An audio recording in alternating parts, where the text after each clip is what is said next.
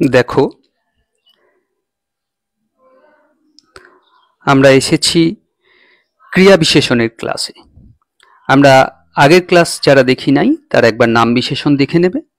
এটি ক্রিয়া বিশেষণের ক্লাস। ক্রিয়া বিশেষণ অর্থাৎ যে বিশেষণ শুধুমাত্র ক্রিয়াপদকে বিশেষিত করে, অন্য কোনো বিশেষণ নয়। যে বিশেষণ শুধুমাত্র ক্রিয়াপদকে বিশেষণ করে, কোনো নামপদকে বিশেষণ করে না, আমরা সেই বিশেষণকে ক্রিয়া বিশেষণ বলবো। দেখো, এই বিশেষণ যে গুরুত্বপূর্ণ ভাগগুলি নিয়ে গড়ে উঠেছে: বিভক্তিহীন ক্রিয়া বিশেষণ, বিভক্তিযুক্ত ক্রিয়া বিশেষণ, উপসর্গযুক্ত ক্রিয়া বিশেষণ, অসমাপিকা প্রত্যয়যুক্ত ক্রিয়া বিশেষণ, অব্যয়যোগে ক্রিয়া বিশেষণ, বিপ্সাযোগে ক্রিয়া বিশেষণ। এই 6টি ভাগে ক্রিয়া বিশেষণ গড়ে উঠেছে। এই 6টি ভাগই কিন্তু আমরা সুনীতিবাবুর কাছ থেকে নিয়েছি। অর্থাৎ ক্রিয়া বিশেষণকে আমরা কটি ভাগে ভাগ করছি? 6টি ভাগে ভাগ করছি। ভালো করে এই 6টি ভাগ একবার দেখে নাও। এবার আমরা প্রত্যেকটা ভাগের আলোচনায় আসছি। বিভক্তিহীন ক্রিয়া বিশেষণ। বিভক্তিহীন ক্রিয়া বিশেষণ কি? এই ক্রিয়া বিশেষণ একপদী কোনো বিভক্তিযুক্ত হয় না, অর্থাৎ কোনো রকম বিভক্তিযুক্ত হবে না। যেমন ধরো, খালি বকে, খালি বকে, দ্রুত চলে, এইগুলো সবই দেখো বিভক্তি নাই। খালি শব্দটার মধ্যে কোনো বিভক্তি নাই, দ্রুত শব্দের মধ্যে কোনো বিভক্তি নাই, বকে একটি ক্রিয়াপদ, চলে চলে একটি ক্রিয়াপদ, বকে একটি ক্রিয়াপদ। তাই বকে ক্রিয়াকে বিশেষিত করেছে খালি, মানে অনর্গল। চলে ক্রিয়াকে বিশেষিত করেছে দ্রুত, অর্থাৎ ধীরে চলছে না। তাহলে দ্রুত আর খালি বিভক্তিহীন ক্রিয়া বিশেষণ, এদের সঙ্গে কোনো বিভক্তি নাই। কিন্তু দেখো, তার পাশেই আমরা বিভক্তি যুক্ত ক্রিয়া বিশেষণ রাখছি। এক্ষেত্রে দেখো, এটিও একপদী কিন্তু এখানে বিভক্তি যুক্ত। তাহলে ব্যাপারটা কি দাঁড়ালো? দুটোই একপদী, বিভক্তিহীনও একপদী, আবার বিভক্তি যুক্তও একপদী। কিন্তু এটির ক্ষেত্রে বিভক্তি যুক্ত হচ্ছে না, খালি এবং দ্রুত। কিন্তু এখানে দেখো, বেগে এবং ধীরে বিভক্তি যুক্ত হয়েছে। বেগেতে এ বিভক্তি, ধীরে এ বিভক্তি, দুটোর ক্ষেত্রেই বিভক্তি যুক্ত হয়েছে। আর খালি এবং দ্রুত কোথাও বিভক্তি যুক্ত হয় নাই।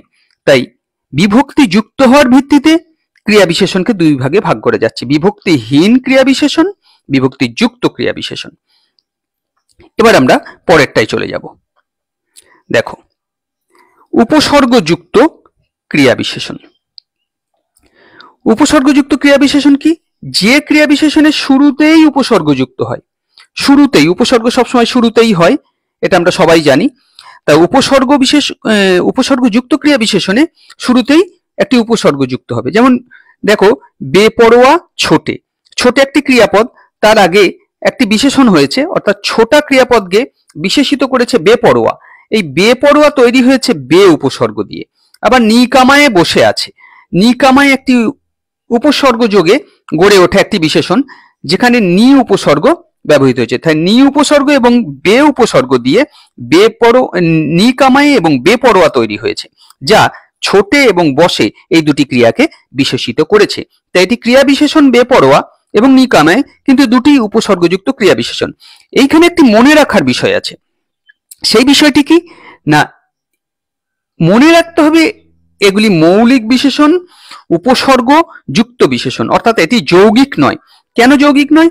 না, বে এবং নি এর স্বাধীন অর্থ নাই। একটি অর্থের দ্যোতক হয়, কিন্তু বে এবং নি এই উপসর্গ দুটো স্বাধীন অর্থ প্রকাশ করে না। যেমন পরোয়া এবং কামাইয়ে, পরোয়া এবং কামাইয়ে স্বাধীন অর্থ প্রকাশ করে, কিন্তু এর উপসর্গটা স্বাধীন অর্থ প্রকাশ করে না। তাই এটি মৌলিক এবং এর গঠনটি হচ্ছে মৌলিক বিশেষণ এবং উপসর্গ যুক্ত বিশেষণ। আরেকটি খুব ইম্পর্টেন্ট কথা যেটি মনে রাখতে হবে, সেটি হলো এই বিশেষণের নাম বিশেষণ হয়। অর্থাৎ এইখানে বেপরোয়া ছোটে যেটা ছিল, সেটা ছোটা ক্রিয়াকে বেপরোয়া বিশেষিত করেছিল। কিন্তু নাম বিশেষণে বেহায়া লোক যদি বলি, তাহলে এই লোক এই বিশেষ্যকে বেহায়া দিয়ে বিশেষিত করা যায়। তাহলে বেহায়া বিশেষণ কিন্তু কি বিশেষণ? লোকের বিশেষণ অর্থাৎ বিশেষ্যের বিশেষণ, তাই নাম বিশেষণ। নিকামায়ে দর্জি, দর্জি একটা নাম, তাকে বিশেষিত করেছে, তাই নিকামায়ে এক্ষেত্রে নাম বিশেষণ। তাহলে এই বিশেষণ কি হয়? এই বিশেষণ নাম বিশেষণ হয়, এটি মনে রাখতে হবে। এবার আমরা চলে আসছি চতুর্থ, ঘ, অসমাপিকা প্রত্যয়যুক্ত ক্রিয়া বিশেষণ। অসমাপিকা প্রত্যয়যুক্ত ক্রিয়া বিশেষণ আমরা তো জানি যে অসমাপিকা ক্রিয়া কি কি, ইয়া আর ইতে। যে ক্রিয়া বিশেষণের শেষে অসমাপিকা বাচক ইয়া ইতে বসে, অর্থাৎ অসমাপিকা বাচক ইয়া ইতে বসছে, এটি আমাদের মনে রাখার বিষয়। তার মানে কি? ঠকিয়ে দিলে, হনহনিয়ে যায়, ঠকিয়ে দেখো ইয়ে বসে আছে, হনহনিয়ে ইয়ে, এটি অসমাপিকা ক্রিয়া। তাহলে ঠকিয়ে দিলে হনহনিয়ে যায়, এটি অসমাপিকা প্রত্যয়যুক্ত ক্রিয়া বিশেষণ। এখানে মজার কথাটি হলো দেখো, ঠকিয়ে দিল হনহনিয়ে যায়, এটি তোমরা যারা ধাতু ক্রিয়ার বৈচিত্র্য ক্লাস দেখেছো তারা বুঝতে পারছো এটি একটি যৌগিক ক্রিয়া, অর্থাৎ যৌগিক ক্রিয়ার প্রথম অংশটি দ্বিতীয় অংশটিকে বিশেষিত করে। হনহনিয়ে যায় যৌগিক ক্রিয়া, ঠকিয়ে দিলে যৌগিক ক্রিয়া। এই দিলে ক্রিয়াটিকে বিশেষিত করছে প্রথম অসমাপিকা, যায় ক্রিয়াটিকে বিশেষিত করছে প্রথম অসমাপিকা। তাহলে যৌগিক ক্রিয়ার প্রথম যে অসমাপিকা ক্রিয়াটি থাকে সেটি অসমাপিকা প্রত্যয়যুক্ত ক্রিয়া বিশেষণ হয়। এটি মনে রাখার মতো বিষয়। খুব সুন্দর একটি প্রয়োগ, দুটি আলাদা ব্যাকরণ কিভাবে মিশে যাচ্ছে, মানে যেটিকে আমরাও মনে রাখতে চাইছি এবং হাইলাইট করতে চাইছি যে মজার কথা হলো যৌগিক ক্রিয়ার প্রথম অংশটি এই বিশেষণের কাজ করে। মানে এটি বুঝতে গেলে আমাদের যৌগিক ধাতু ও ক্রিয়ার ক্লাসটি একবার দেখে নিতে হবে। এবার আমরা চলে আসছি ইঙ্গ অর্থাৎ পঞ্চম ভাগে, যেটিকে আমরা বলছি অব্যয় যোগে ক্রিয়া বিশেষণ। সাধারণভাবে মাত্র সঙ্গে এই অব্যয় দিয়ে এই বিশেষণটি তৈরি হয়। যেমন আমরা সম্মানের সঙ্গে যাচ্ছি, এই ক্রিয়া বিশেষণটি সম্মানের যাচ্ছি হবে না, তাহলে সম্মানের সঙ্গে যাচ্ছে, এই সঙ্গে জল মাত্র দাও, তাহলে এই জল মাত্র দাও এক্ষেত্রে আমাদের মানে বিশেষণ হবে এই সম্মানের সঙ্গে এবং জল মাত্র গোটাটাই। আমাদের যদিও মানে শুধুমাত্র জলটাকে মাত্র এবং সঙ্গেটাকে কালারফুল করা আছে, কিন্তু তোমরা এটা ভাববে যে জল মাত্র এবং সম্মানের সঙ্গে গোটাটা নিয়ে আমাদের বিশেষণটি তৈরি হচ্ছে। অর্থাৎ আমরা যখন জলমাত্রকে প্রয়োগ করব যে জলমাত্র দাও, জলমাত্র খাবো, তখন কিন্তু এই মাত্রটি অব্যয় পদ, আর সম্মানের সঙ্গে এই সঙ্গেটি অব্যয় পদ। এটি অব্যয় যোগে বিশেষণ হচ্ছে, কিন্তু শুধু অব্যয় দিয়ে হচ্ছে না, অব্যয় যোগে বিশেষণ। সম্মানের সঙ্গে আছি, এই আছি ক্রিয়াটিকে বিশেষায়িত করছে সম্মানের সঙ্গে গোটা পদটি। এটি কিন্তু একটি যৌগিক বিশেষণ, মনে রাখবে অব্যয় যোগে ক্রিয়া বিশেষণ একটি যৌগিক বিশেষণ। এবার আমরা 6 নম্বর ভাগে চলে আসছি বিপ্সা যোগে ক্রিয়া বিশেষণ। অসমাপিকা ক্রিয়া, বিপ্সা যোগে ক্রিয়া বিশেষণ কি না, অসমাপিকা ক্রিয়া বা বিশেষণের বিপ্সা যোগে গড়ে ওঠে। এটি অসমাপিকা ক্রিয়া বা বিশেষণের দুভাবে গড়ে উঠতে পারে। অসমাপিকা ক্রিয়ার বিপ্সা, বিপ্সা শব্দের অর্থই দুইবার প্রয়োগ, তাহলে অসমাপিকা ক্রিয়ার বিপ্সাতেও গড়তে পারে, আবার কি বিশেষণের বিপ্সাতে। আমরা প্রথমে দেখে নেব অসমাপিকা ক্রিয়ার বিপ্সাতে কি ঘটছে, তারপরে দেখব বিশেষণের বিপ্সাতে কি ঘটছে। নেচে নেচে চলে, চলে একটি ক্রিয়া, তাকে বিশেষিত করছে নেচে নেচে, তাহলে চলে ক্রিয়াটিকে বিশেষিত করছে নেচে নেচে, তাই এটি অসমাপিকা ক্রিয়ার বিপ্সা। আবার বলে ক্রিয়াটিকে এখানে বিশেষিত করছে ধীরে ধীরে, তাই এটি বিশেষণের বিপ্সা। তাহলে আবার একবার দেখো, চলে ক্রিয়াটির বিশেষণ নেচে নেচে, তাই এটি অসমাপিকা ক্রিয়ার বিপ্সা। আবার বলে ক্রিয়াটির বিশেষণ ধীরে ধীরে, এটি কিন্তু ধীরে ধীরে নিজেই একটি বিশেষণ, তাহলে বিশেষণকে দুবার প্রয়োগ হয়েছে, আর নেচে নেচে ক্রিয়াকে দুবার প্রয়োগ হয়েছে, তাই এটি ক্রিয়ার বিপ্সা, আর এটি হচ্ছে বিশেষণের বিপ্সা। তাহলে বিপ্সা যোগে ক্রিয়া বিশেষণ দুভাবে হতে পারে, একটি ক্রিয়ার বিপ্সা দিয়ে আর একটি বিশেষণের বিপ্সা দিয়ে। এইবার আমরা চলে আসছি রূপ বা ব্যুৎপত্তি বিচারে বিশেষণের ভাগে। এটি একদম সুনীতিবাবুর ইউনিক একটি ধারণা, যেটি অনেক বই আমরা পাচ্ছি না। রূপ বা ব্যুৎপত্তি বিচারে বিশেষণ 3 প্রকার। এটিকে খুব গুরুত্বপূর্ণভাবে ভাববে। আমরা প্রথম থেকেই বিশেষণের ক্লাসে এই রূপ বা ব্যুৎপত্তি বিচারের বিশেষণকে আলোচনা করে আসছি। আশা করি এক্ষেত্রে বুঝতে অসুবিধা হবে না। এটি প্রধানভাবে 3 প্রকার। দেখো কয় প্রকার? 3 প্রকার। একপদময়, যৌগিক, বহুপদময়। আমরা সবাই বহুপদময় বিশেষণটা বিভিন্ন বইয়ে দেখতে পাই, কিন্তু একপদময় এবং যৌগিক, বহুপদময় আমরা দেখতে পাই, কিন্তু একপদময় আর যৌগিক এটি আমরা দেখতে পাই না, বহুপদময় দেখতে পাই। আমরা একপদময় বিশেষণকে সবার আগে দেখব। একপদময় বিশেষণ কি রকম? না, যে বিশেষণকে বিশ্লেষণ করে একটি মাত্র পদ পাওয়া যায়, তাছাড়া আর কোনো পদ পাওয়া যায় না, সেই বিশেষণ হচ্ছে একপদময়। অর্থাৎ এই বিশেষণকে বিশ্লেষণ করে আমি একটি মাত্র পদ পাবো, তার থেকে বেশি পদ আমরা পাবো না।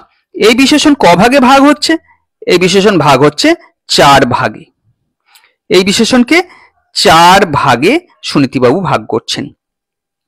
ভালো করে দেখো, মৌলিক একপদময় বিশেষণ, বিভক্তিযুক্ত একপদময় বিশেষণ, উপসর্গযুক্ত একপদময় বিশেষণ এবং সাধিত একপদময় বিশেষণ, এই 4 ভাগে ভাগ হচ্ছে। তাহলে মৌলিক একপদময় বিশেষণটাকে আমরা প্রথম দেখি। মৌলিক একপদময় বিশেষণ বিভক্তি উপসর্গ প্রত্যয় যুক্ত হয় না যে বিশেষণে, অর্থাৎ এই বিশেষণ বিভক্তিযুক্ত নয়, এই বিশেষণ প্রত্যয়যুক্ত নয়, এই বিশেষণ উপসর্গযুক্ত নয়। উঁচু ঘর, মন্দ কথা, এর মধ্যে দেখো বিভক্তি নাই, প্রত্যয় নাই, উপসর্গ নাই। প্রত্যয় দিয়ে তো শব্দ গঠন হচ্ছে, কিন্তু বাড়তি কোনো প্রত্যয়, যেমন আমরা কিছুক্ষণ আগে দেখছিলাম অসমাপিকা ক্রিয়াবাচক প্রত্যয়, সেরকম কোনো অসমাপিকা ক্রিয়াবাচক প্রত্যয় নাই। তাই এটি মৌলিক বিশেষণ, মৌলিক একপদময় বিশেষণ। আমরা সবই এখন একপদময় বিশেষণই করব, কিন্তু মৌলিক একপদময় বিশেষণ এটি। এবার আমরা চলে আসছি বিভক্তিযুক্ত একপদময় বিশেষণ, অর্থাৎ সাধারণত বিশেষ্য প্লাস সম্বন্ধ বিভক্তির যোগে এই বিশেষণটি গঠিত হয়। খুব ইম্পর্টেন্ট বিষয়। যেমন দেখো, সোনার দাঁত, এই সোনার, ফুলের, এইগুলো কিভাবে তৈরি হচ্ছে? না, সোনা একটি বিশেষ্য, এই সোনা বিশেষ্য, তার সঙ্গে র বিভক্তি যোগ হচ্ছে। তাহলে ফুলেরও কি? ফুল একটি বিশেষ্য, তার সঙ্গে র বিভক্তি যোগ হবে, দিয়ে ফুলের। তাহলে সোনার দাঁত, এই সোনার দাঁতে, এটি দেখো দারুণভাবে এটি কিন্তু সম্বন্ধ পদও। সোনার সঙ্গে দাঁতের সম্পর্কটা কিন্তু সম্বন্ধ, ফুলের সঙ্গে শরীরের সম্পর্কটা কিন্তু সম্বন্ধ পদ। অর্থাৎ কারকে আমরা যে সম্বন্ধ পদ পড়েছি, এটি কিন্তু সেই ধরনের একটি বিশেষণ। তাহলে বিভক্তিযুক্ত একপদময় বিশেষণ কি? না, যখনই কোনো একটি বিশেষ, সাধারণত বিশেষ্যের সঙ্গে, এটি খুব ইম্পর্টেন্ট যে বিশেষ্যের সঙ্গে সম্বন্ধ বিভক্তি যোগে এটি গঠিত হয়। এটি খুব ইম্পর্টেন্ট কথা, এটি মনে রাখতে হবে। সোনার দাঁত, ফুলের শরীর, এভাবে আমরা অনেক কিছুই তৈরি করতে পারি এবং বাড়িতে তোমরা তৈরি করার চেষ্টা করবে। দেখো, এবার আমরা উপসর্গযুক্ত একপদময় বিশেষণে আসছি। এখানে কি না, উপসর্গ নামটাই বলে দিচ্ছে যে এখানে উপসর্গ যোগে একটি পদ গড়ে উঠবে। আমরা এটি আগেও আলোচনা করেছি যে বিবস্ত্র, বেহায়া, বিবস্ত্র, এখানে দেখো বি উপসর্গযুক্ত বস্ত্র, বে উপসর্গযুক্ত হায়া, এগুলো সবই উপসর্গযুক্ত একপদময়। এর দুটো পদ কেন নাই? না, দুটি পৃথক অর্থ পাচ্ছি না। বস্ত্রের অর্থ পাচ্ছি কিন্তু বি এর পৃথক অর্থ পাচ্ছি না, হায়ার অর্থ পাচ্ছি, বে এর পৃথক অর্থ পাচ্ছি না। এক্ষেত্রে তাই সোনার অর্থ পাচ্ছি, র এর অর্থ পাচ্ছি না, ফুলের অর্থ পাচ্ছি, র এর অর্থ পাচ্ছি না। তাই এগুলি সবই একপদময়। এবার আমরা চলে আসছি সাধিত একপদময় বিশেষণ। সাধিত একপদময় বিশেষণ, সাধিত একপদময় বিশেষণ কি? কৃত বা তদ্ধিত প্রত্যয়ে গঠিত হয়। এইটি অনেক বইয়ে কি করছে না, সাধিত একপদময় বিশেষণ না এনে ডাইরেক্ট কৃদন্ত বিশেষণ, তদ্ধিতান্ত বিশেষণ। কিন্তু না, ওইভাবে গেলে হবে না, এটিকে সাধিত বলতে হবে প্রথমে, অর্থাৎ প্রত্যয় সাধিত যা, তাই হচ্ছে সাধিত। সাধিত একপদময় বিশেষণ এটি দুই ভাবে হচ্ছে, একটি কৃৎ প্রত্যয়জাত, একটি তদ্ধিত প্রত্যয়জাত। দেখো, যখন কৃৎ প্রত্যয় থেকে হচ্ছে তখন আমরা কি করছি, দা ধাতু থেকে জন্ম নিচ্ছে তব্য প্রত্যয়ে দাতব্য, এটি কিন্তু কৃদন্ত। আবার কৃ ধাতু অনিয়র প্রত্যয়ে করণীয়, এই করণীয় দাতব্য এগুলি দুটিই কিন্তু কৃৎ মানে কৃৎ প্রত্যয়ান্ত শব্দ, অর্থাৎ কৃৎ প্রত্যয় দ্বারা সাধিত, তাই দাতব্য এবং করণীয় এই দুটি হচ্ছে কি কৃদন্ত বিশেষণ। কৃদন্ত এক পদময় বিশেষণ। কেন এক পদময়, একটি পদ কেন না, এখান থেকে আমি একটাই ধাতু বা অর্থ পাচ্ছি। ধাতুর একটি যেমন অর্থ থাকে সেরকম একটি অর্থ পাচ্ছি। করণীয় মানে করা বিষয়ক, দাতব্য মানে দান বিষয়ক। এই দান এই অর্থটা, করণীয়ের মধ্যে করা এই অর্থটা, একটাই পদের অর্থ পাচ্ছি, তাই এটি এক পদময়। আবার তদ্ধিতান্ত বিশেষণের ক্ষেত্রে দেখো, রগুরে, রগুরে রগর থেকে এসেছে, ঢাকায় ঢাকা থেকে এসেছে, তাহলে রগর এবং ঢাকা এই দুটি শব্দ থেকে এসেছে তদ্ধিতান্ত বিশেষণ রগুরে এবং ঢাকায়। দুটিই কিন্তু দেখো, খেয়াল করো যে দুটোই কিন্তু খাঁটি বাংলায় প্রয়োগ, অর্থাৎ তদ্ধিতান্ত বিশেষণের একপদময় তদ্ধিতান্ত বিশেষণের বেশিরভাগ প্রয়োগ খাঁটি বাংলায় আমরা দেখি। এরপরে আমরা চলে যাব যৌগিক বিশেষণ, অর্থাৎ এতক্ষণ আমরা ছিলাম একপদময় বিশেষণে, এবার আমরা চলে আসছি যৌগিক বিশেষণ। যে বিশেষণকে বিশ্লেষণ করলে দুটি স্বাধীন পদ পাওয়া যায়, স্বাধীন পদ, খেয়াল করতে হবে, স্বাধীন পদ, দুটি স্বাধীন পদ পাওয়া যায়, সেটি হচ্ছে যৌগিক বিশেষণ। মনে রাখতে হবে কি, মনে রাখতে হবে বেশিরভাগ ক্ষেত্রে এই বিশেষণগুলি সমাসবদ্ধ পদ হয়। তাহলে এটিকে আমরা সমাসবদ্ধ পদও বলতে পারি, সমাসবদ্ধ বিশেষণও বলতে পারি। খুব ইন্টারেস্টিং বিষয়। তাহলে এটাকে যদি পরীক্ষায় আসে যদি সমাসবদ্ধ বিশেষণ কোনটি, তাহলে আমরা নির্দ্বিধায় বলতে পারবো যে যৌগিক বিশেষণ, কারণ বেশিরভাগ ক্ষেত্রেই এটি সমাসবদ্ধ। কিভাবে সমাসবদ্ধ হচ্ছে সেটা আমরা দেখি। এই বিশেষণ কভাবে তৈরি হয়? এই বিশেষণ তিন ভাবে তৈরি হয়। কভাবে তৈরি হয়? তিন ভাবে। দেখি তিনটি ভাব কি কি, আমরা পাশাপাশি রাখার চেষ্টা করছি। এক নম্বর হচ্ছে খাঁটি বাংলা শব্দে গড়া, খাঁটি বাংলা শব্দে গড়া, যেটি খাঁটি বাংলা শব্দ দিয়ে তৈরি হচ্ছে। যেমন মা হারা, তেল চিটে, এগুলো সব খাঁটি বাংলা শব্দ দিয়ে তৈরি। তেল চিটের মধ্যে আমি পাচ্ছি করণ তৎপুরুষ, মা হারার মধ্যে পাচ্ছি উপপদ তৎপুরুষ, মা হারিয়েছে যে। তেল দ্বারা চিটে, তাহলে করণ তৎপুরুষ এবং উপপদ তৎপুরুষ এই সমাসটি আমরা পেলাম। তাহলে মা হারা এবং তেল চিটে এই দুটি কিন্তু বিশেষণ। তেল চিটে কাপড়, মা হারা ছেলে, খাঁটি বাংলা শব্দে গড়া বিশেষণ আমরা দেখলাম। খ, আমরা এখন কোন বিশেষণে আছি? আমরা এখন যৌগিক বিশেষণে আছি, অর্থাৎ প্রত্যেকটা বিশেষণকে বিশ্লেষণ করলে আমরা কমপক্ষে দুটি পদ, স্বাধীন পদ পাবো সংস্কৃতে গড়া। উপপদ তৎপুরুষ, বীর ভোগ্যা বসুন্ধরা, যথাসাধ্য, উপপদ তৎপুরুষ, সাধ্যকে অতিক্রম না করে, এটি উপসর্গ তৎপুরুষ, যথা উপসর্গ বসে সাধ্যকে অতিক্রম না করে। আর বীরভোগ্যা এটি কি না উপপদ তৎপুরুষ, আর যথাসাধ্য উপসর্গ তৎপুরুষ। তাহলে বীরভোগ্যা এবং যথাসাধ্য দুটি শব্দের মধ্যেই সংস্কৃত শব্দ আছে, তাই এটিকে আমরা সংস্কৃত শব্দে গড়া দ্বিপদময় বা যৌগিক বিশেষণ বলছি। মনে রাখতে হবে খুব, এটি কিন্তু এই যেগুলি মনে রাখার বিষয় বলছি সেগুলি আমরা যেন ভালো করে মনে রাখতে পারি। মনে রাখতে হবে যথাসাধ্য বেহায়া দুটোই উপসর্গযুক্ত হলেও যথাসাধ্য দুটি স্বাধীন পদের সমষ্টি, যথা ও সাধ্য, অন্যদিকে বেহায়া যার একটি পদ হায়া স্বাধীন, তাই যথাসাধ্য যৌগিক বিশেষণ। এটি কিন্তু মনে রাখার বিষয় যে যথাসাধ্য যৌগিক বিশেষণ, আর যথাসাধ্য তাহলে কি বিশেষণ? যৌগিক বিশেষণ। আর বেহায়া কি বিশেষণ হলো না এক পদময় বিশেষণ। এটি কিন্তু মনে রাখার বিষয়, এটি না মনে রাখলে আমাদের আবার গন্ডগোল পাকিয়ে যাবে। তাহলে এই দুটিই কিন্তু সংস্কৃত শব্দে গড়া। আমরা এমন দুটি উদাহরণ নিয়েছি, বীরভোগ্যা এবং যথাসাধ্য। বীরভোগ্যার মধ্যে আমরা দেখতে পাচ্ছি দুটি স্বাধীন পদ, যথাসাধ্যের মধ্যে দুটি স্বাধীন পদ, কিন্তু বেহায়া যদি হয়, এখানে যদি বেহায়া দিই তাহলে কিন্তু দেখব সেটি উপসর্গযুক্ত, কিন্তু একটি স্বাধীন একটি পরাধীন। অর্থাৎ বেহায়া থাকলে এটা কি হতো? মৌলিক বিশেষণ হতো। আর যথাসাধ্য এবং বীরভোগ্য কি হয়েছে? সংস্কৃত শব্দে গড়া যৌগিক বিশেষণ। আমরা এবার বিদেশি শব্দযোগে গড়া যৌগিক বিশেষণ দেখে নিই। দেখো বিদেশি শব্দযোগে কি? দিল দরিয়া, দিল দরিয়া রূপক কর্মধারায়। জবরদস্ত বহুব্রীহি, এটি ফার্সি শব্দ। তাহলে দিল দরিয়া রূপক কর্মধারায়, দিল ডুব দরিয়া, জবরদস্ত এটি বহুব্রীহি সমাস, জোর করে দখল করা হয়েছে যার। তাহলে জবরদস্ত এবং দিল দরিয়া এই দুটো সমাস তো বটেই, কিন্তু সবচেয়ে বড় কথা দিল দরিয়া জবরদস্ত এই কোনো শব্দটি দেশি শব্দ নয়, সবটি বিদেশি শব্দযোগে গঠিত।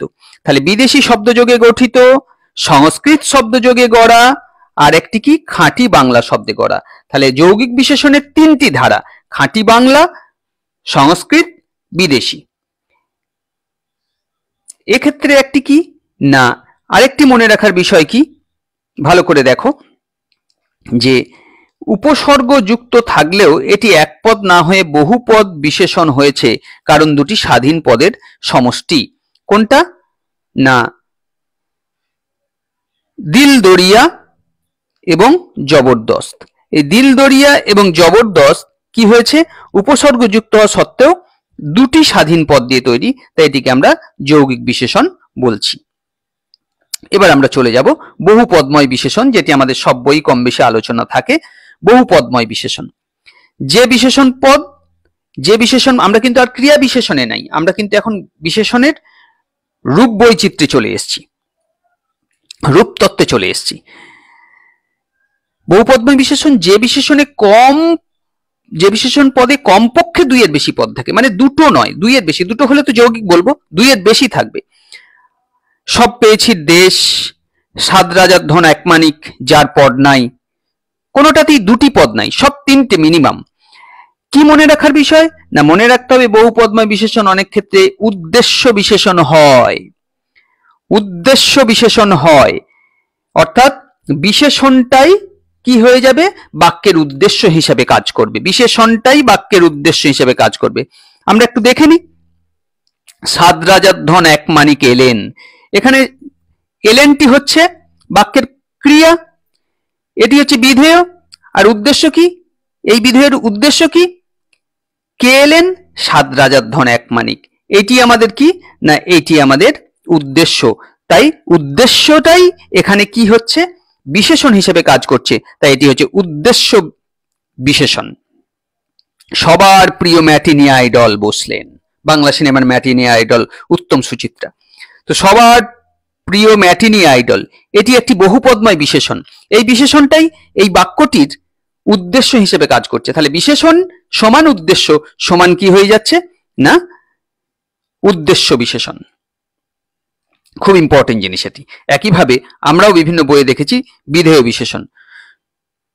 সব ক্ষেত্রে বহুপদময় বিশেষণ উদ্দেশ্য বিশেষণ হয় না, সব ক্ষেত্রে কিন্তু উদ্দেশ্য বিশেষণ হয় না। যেমন আমরা এই যে একটু আগে দেখলাম সাত রাজার ধন এক মানিক এলেন, এবার আমরা বলছি সব পেয়েছি দেশ, আমরা সব পেয়েছি দেশ দেখি নাই। এইখানটা কি হচ্ছে না এইখানে বহুপদময় বিশেষণ বিধেয়ের প্রসারক হয়েছে। খুব সুন্দর কথা, বহুপদময় বিশেষণ বিধেয়ের প্রসারক হয়েছে। যেমন সব পেয়েছি দেশ, এটি কি? আমরা দেখি নাই, কি দেখি নাই? সব পেয়েছি দেশ। তাহলে দেখি নাই এই বিধেয়টির প্রসারক হয়েছে সব পেয়েছি দেশ। তাই এক্ষেত্রে সব পেয়েছি দেশটি উদ্দেশ্য বা বিধেয় বিশেষণ হলো না। এইবার আমরা আরেকটি জিনিস দেখব। এই প্রসঙ্গে মনে রাখতে হবে সুনীতি কুমার নির্দেশিত বিধেয় বিশেষণ বাক্যের বিধেয় অংশ যখন বিশেষণের কাজ করে, বিধেয় অংশ বিশেষণের কাজ করে সেটা কি রকম? আমরা প্রায় প্রয়োগ করি এগুলো। ঈশ্বর মঙ্গলময়, এখানে ঈশ্বর উদ্দেশ্য, মঙ্গলময় বিধেয়। বিদ্যালয় পবিত্র, বিদ্যালয় উদ্দেশ্য, পবিত্র বিধেয়। তাহলে বিধেয়টাই এখানে বিশেষণ, বিধেয়টাই এখানে বিশেষণ। ঈশ্বরের বিশেষণ মঙ্গলময়, আবার মঙ্গলময় একই সঙ্গে বিধেয়। বিদ্যালয়ের বিশেষণ পবিত্র, আবার পবিত্র একই সঙ্গে বিধেয়, তাই এটি বিধেয় বিশেষণ, এটিও বিধেয় বিশেষণ। এই হচ্ছে আমাদের বিশেষণের সম্পূর্ণ পরিচয়। এবার তোমরা এই পাতাগুলি প্রত্যেকটি আমরা স্ক্রিনে দেখাচ্ছি, তোমরা একবার এই পাতাগুলি লিখে নাও। এগুলি লেখা থাকলে তোমাদের এই কাজটি করতে আরো সুবিধা হবে বাড়িতে। পাতাগুলি আরেকবার দেখে নাও, দেখে এগুলি এই পাতাগুলি লিখে নাও।